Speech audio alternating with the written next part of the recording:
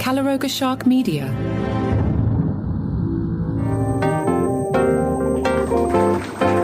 Hey there, I'm Johnny Mack, and on Saturdays this summer I've been doing deep dives on single topics and getting good reviews from you guys. Appreciate the feedback on that.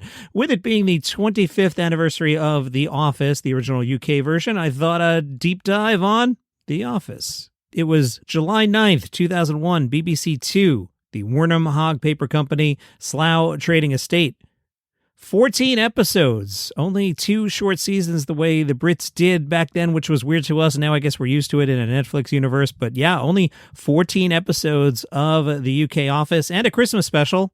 Modest ratings on the first broadcast, almost no one outside the industry paying much attention to a mockumentary about a middle manager in one of the most boring towns in England. 25 years later, The Office has been adapted in 15 countries, spawned one of the longest-running American sitcoms, generated a franchise still producing new content in 2026, and launched the careers of several people who became genuine stars. Ricky Gervais marked the anniversary this week by releasing a YouTube special counting down his 25 favorite David Brent moments. But here's what people don't really know about The Office story. Not the US version, that's the one everybody knows. What's interesting about The Office is how it's traveled. I'm not talking about the U.S. version. Everybody knows about that. But what about when it went to other countries? The Office's format is strange. It should not be universally adaptable. It depends on a very specific kind of cringe, a very specific kind of social embarrassment that is rooted in British workplace culture, British class anxiety, British ideas about dignity, and the absolute terror of not being liked by people you're not even sure you like yourself. If we talk about the U.S. version, the U.S. pilot is pretty much a shot-for-shot remake of the U.K. version, and if you watch the very short season 1 of the American Office, Michael Scott isn't as likable as he comes to be later in that series. They had to soften the character a little bit, and then there's that early run episode where they're at Chili's and Michael's kind of doing his thing, and then you realize, oh, he actually is good at sales and knows how to close the deal and isn't just a complete maniac. David Brent, less redeeming. British cringe doesn't automatically translate, and yet 15 countries have tried it. In the countries where it worked, they did something more interesting than just copying it. The ones that didn't work are almost textbook examples of why copying without understanding is a trap. Let's start with what Ricky Gervais and Stephen Merchant actually built. That will help you understand why the adaptation succeeded or failed in the ways they did. The Office premiered July 9, 2001. Ricky Gervais plays David Brent, general manager of the Slough branch of Wernham Hogg, a man defined entirely by the gap between how he sees himself and how everyone around him actually sees him. He thinks he's a visionary, a comedian, a Renaissance man who just happens to work in paper. He's none of those things. Martin Freeman plays Tim, a sales rep who's clearly too smart and too aware for his surroundings and is slowly calcifying in a job he stumbled into and can't quite bring himself to leave. Mackenzie Crook is Gareth, assistant to the regional manager. Gareth has fully committed to the authority structure in a way that makes him both threatening and absurd. Lucy Davis plays Dawn the receptionist. Tim is in love with Dawn the receptionist, but she's engaged to someone else. Sound familiar, U.S. fans? Yes. The mockumentary format, no laugh track, handheld cameras, characters who occasionally glance at the cameras, was not invented by Gervais and Merchant, but they used it in a specific way that hadn't quite been done on British television. The absence of a laugh track means the audience has to decide for itself whether something's funny or just painful, and a lot of what happens in The Office is both simultaneously. The show doesn't resolve the tension for you. Brent is funny. Brent is also genuinely sad. The Christmas special in particular taps fully into something closer to drama than comedy at points, and the show earns that shift because it spent 2 series making you care about the people rather than just making you laugh at them. That tonal complexity, not making the audience choose between laughing and feeling, is the specific thing that made The Office matter and the specific thing that every international adaptation has tried to figure out. Germany figured it out. Not immediately and not by copying. They reinvented. Their version is called Stromberg. How German. Stromberg premiered in 2004 and ran for 5 seasons, 46 episodes, and then spawned a crowdfunded feature film in 2014. Bernd Stromberg, played by Christoph Maria Herbst, runs Capital Insurance PLC. He's not David Brent trying to be liked. He's something darker and more specifically German. A man who's openly sexist, occasionally bigoted, politically incorrect in ways that are not softened for audience comfort, and surrounded by a workplace that reflects a cynicism about institutional life that runs deeper and sharper than anything in the British original. Brent's tragedy is that he desperately wants to be loved. Stromberg's tragedy is closer to the idea that the system itself is the problem, and Stromberg is simply its most honest expression. That's a different joke built on different cultural material, and it worked for 8 years of TV and a film because it wasn't trying to be The Office. It was using The Office's architecture to build something German.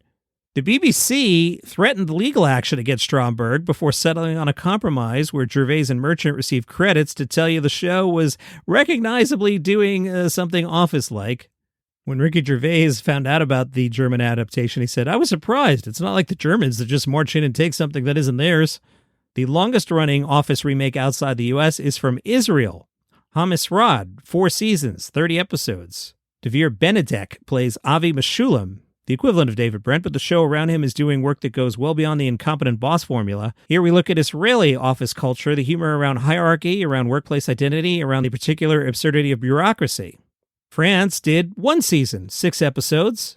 Giles Truquet, played by Francois Berland.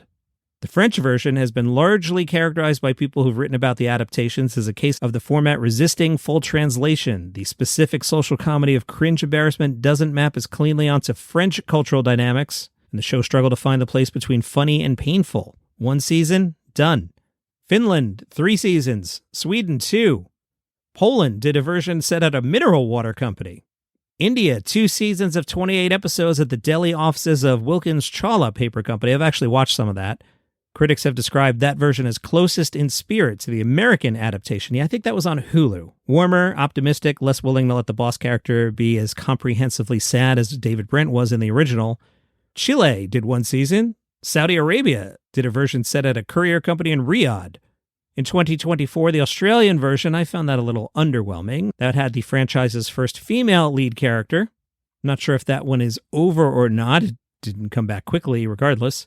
The adaptations that ran for multiple seasons, Germany, Israel, Finland, the US, of course, are all the ones where the local creators took the underlying structure seriously enough to break it rather than copy it. Stromberg asked what The Office would look like if you removed any sentimentality about the boss and played him as genuinely toxic. Gervais himself has had an interesting relationship with the show's legacy. We talked all this week about how he wasn't part of the BBC anniversary special. The David Brent character came back in the 2016 film David Brent, Life on the Road. Yeah, that's a bit of an odd spinoff. Stephen Merchant not involved in that one.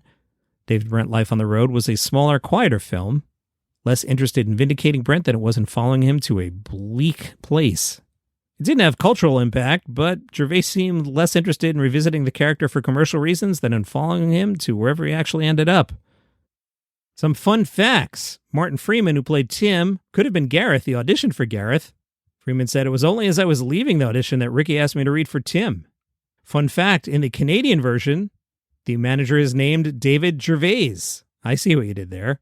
The show almost had a narrator, John Nettles. It would have been something like, David Brent works at Wernham Hogg. Fortunately, they dropped that idea. One scene took 74 takes. It is the scene with Tim's appraisal for David Brent. Martin Freeman struggled to get through the dialogue when David Brent said, "You could be in the hot seat like me," and did finger guns at his chair. Gervais said, "I changed the way I did it for every take, and Martin just couldn't cope." He's such an actor, too. He loves his craft. He probably sat there thinking, who's this fat buffoon who's never acted before? Why is he in charge? Martin Freeman this week said, "I remember hearing at the time that Paul McCartney used to get it videoed." Mackenzie Crick said, "We were treated like rock stars for a bit. We were bigger than the Beatles." Martin Freeman said, "It felt like being in a band. It was like being in a cool indie band who had a crossover hit." The show that almost nobody watched in July of 2001 has 15 official adaptations, a spin-off The Paper currently airing, 14 episodes, the Christmas special, 25 years, Slough, England, Wernham Hogg, Life is Stationary. And that is Daily Comedy News for today. Back tomorrow with a normal episode. See you then.